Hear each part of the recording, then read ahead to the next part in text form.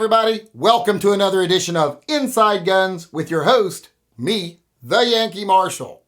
You know, right now in this country, there's a lot of people that are getting a little depressed, a little despondent, because they're worried about their gun rights. They're a little confused. It's kind of a confusing time when it comes to gun rights right now. People are like, are we winning? Are we losing? What's happening? Are things positive? Are they negative? Because some people just don't see the big picture. They just look at little specific things.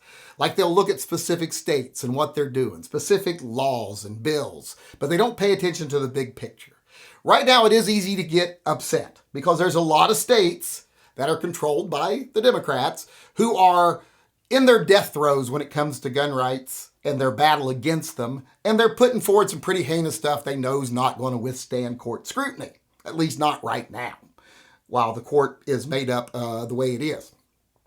So they're putting these bills forward like assault weapons bans and magazine limits and training requirements and all this other stuff. Stuff they know won't stand, but they're doing it anyway because, like I said, death throes. And they can make a lot of money from this stuff. Being anti-gun is big business. It's big money for these politicians, so they don't want to let go of it. So they're going to go down screaming and yelling. And that has a lot of people like, oh my God, why are we under such attack? I thought we were winning. Well, we are winning.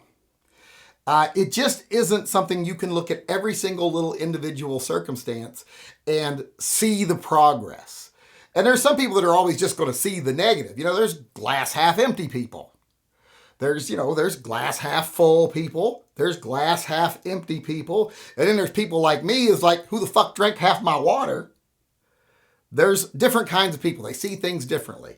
And if you actually get rid of your pessimism and just look at what's actually happening on the larger stage, you'll see we are winning right now. I know that's not a popular opinion on a lot of gun channels because here's the thing. Fear sells, anger sells. That makes them big and popular. They get hundreds of thousands of views on every video. The more negative they are, the more negative views the more views they get. The more scary they are, the more views they get. But that doesn't really jive with reality. That's the same thing like the NRA has been doing for decades. They never wanted to make progress. They just wanted to keep people scared and continue making profit. And that's what a lot of the gun channels do. But if you look at reality, we are winning big in the gun community lately. We just had a ruling that said that, hey, 18 to 20-year-olds can buy from FFLs. And until that gets appealed and works its way to the Supreme Court, that's something we could celebrate right now. Even though I don't know if I really agree that 21-year-olds are even adults, much less 18-year-olds.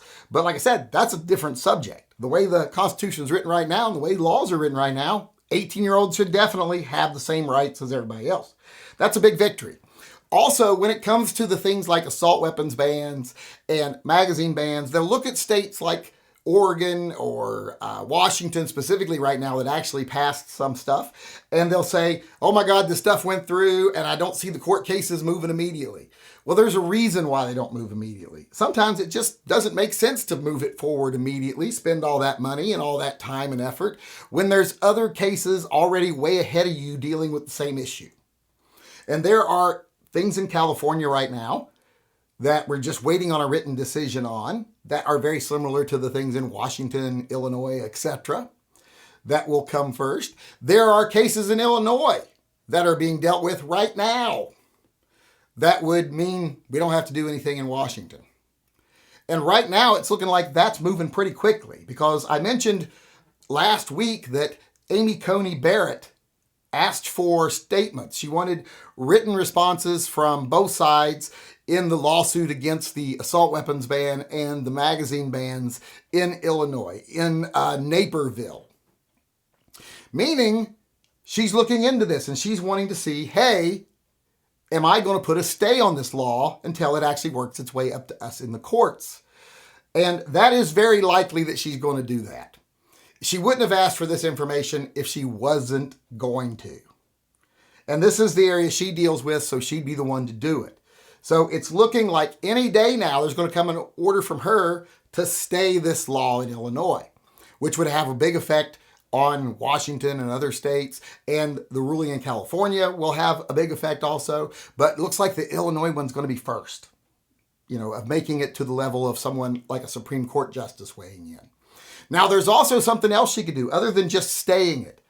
She could also bring it to the court as part of their shadow docket, because sometimes, the Supreme Court has their big public docket where they do big hearings, etc.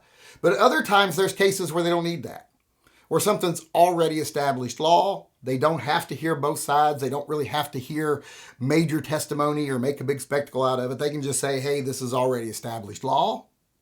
Kind of like how they did with the abortion thing, except they did a little different and how they overturned that without really like big hearings and everything else. So they could very easily, Amy Coney Barrett could go to the other justices and they could very easily rule saying, hey, it's already established under Brewer that assault weapons bans and magazine limits are not constitutional. So we're striking down the law. That's also a big possibility. In fact, if you watch the media right now, ABC, NBC, MSNBC, all of them, they are panicking. Oh no, the Supreme Court any day now is going to make it illegal to do assault weapons bans or magazine limits. They're just going to give criminals free rein to do what they want, which makes no sense to me. Criminals don't follow the law.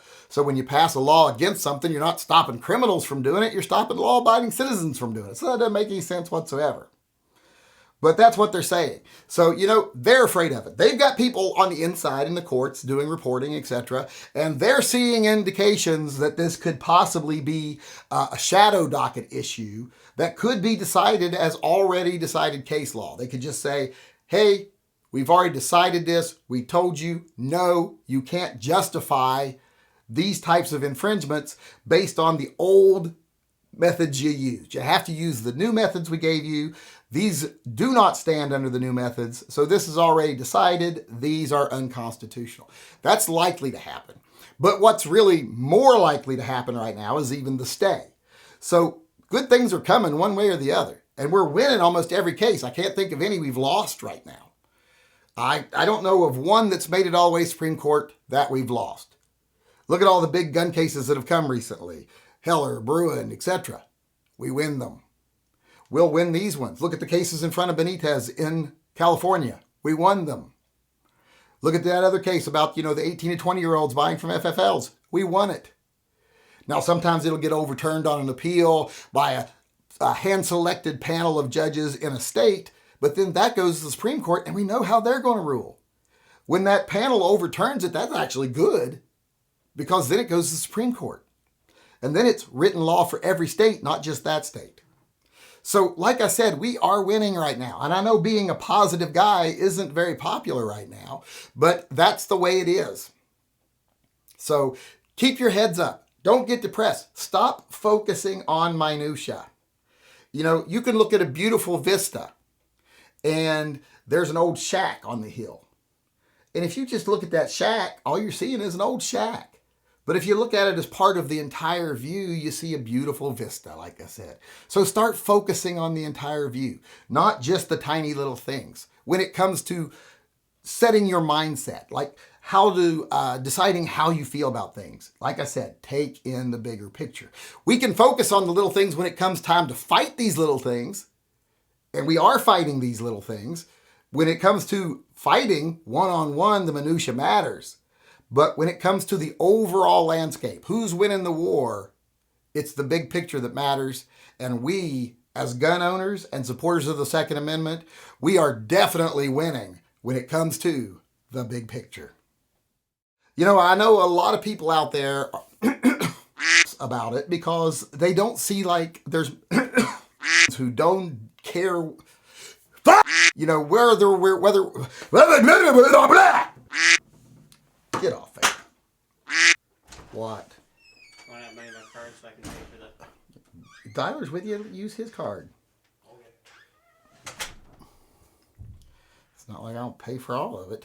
Hurry up! Sorry. I can hear you thudding around out there.